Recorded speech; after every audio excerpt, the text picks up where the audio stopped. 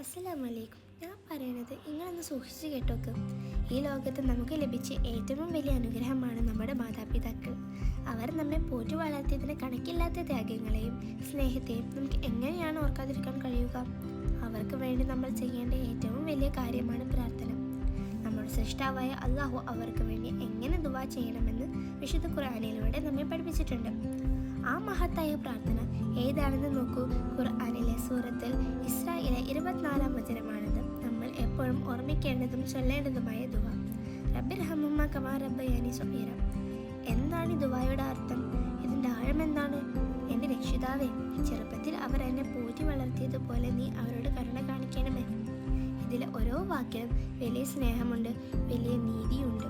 ഇവിടെ നമ്മൾ അള്ളാഹുവിനോട് ചോദിക്കുന്നത് മാതാപിതാക്കൾക്ക് എന്നെ അനുഗ്രഹം നൽകണേ എന്നല്ല, മറിച്ച് നീ കരുണ നൽകണേ എന്നാണ്. കരുണ നൽകാൻ കഴിവുള്ളവൻ അള്ളാഹു മാത്രമാണ്. നമ്മുടെ പ്രാർത്ഥന അള്ളാഹുവിനെ ഓർമ്മിപ്പിക്കുന്നത് ചെറുപ്പത്തിൽ അവർ എന്നെ പോറ്റിയതുപോലെ എന്നതാണ്. അതായത് നമ്മൾ തീർത്തും നിസ്സഹായരും ദുർബലമായിരുന്ന കാലത്ത് ഒരു പ്രതിഫലവും പ്രതീക്ഷിക്കാതെ അവർ നമ്മെ നോക്കി. അവരുടെ ആ നിഷ്കളങ്കമായ കരുണയ്ക്ക് പകരമായി അവരുടെ അവസാന കാലത്ത് അല്ലെങ്കിൽ അവർ മരണപ്പെട്ട ശേഷം അവർക്ക് നീ നിന്റെ അളവറ്റ കരുണ നൽകണേ എന്നാണ് നമ്മൾ സൃഷ്ടാവിനോട് അപേക്ഷിക്കുകയാണ്.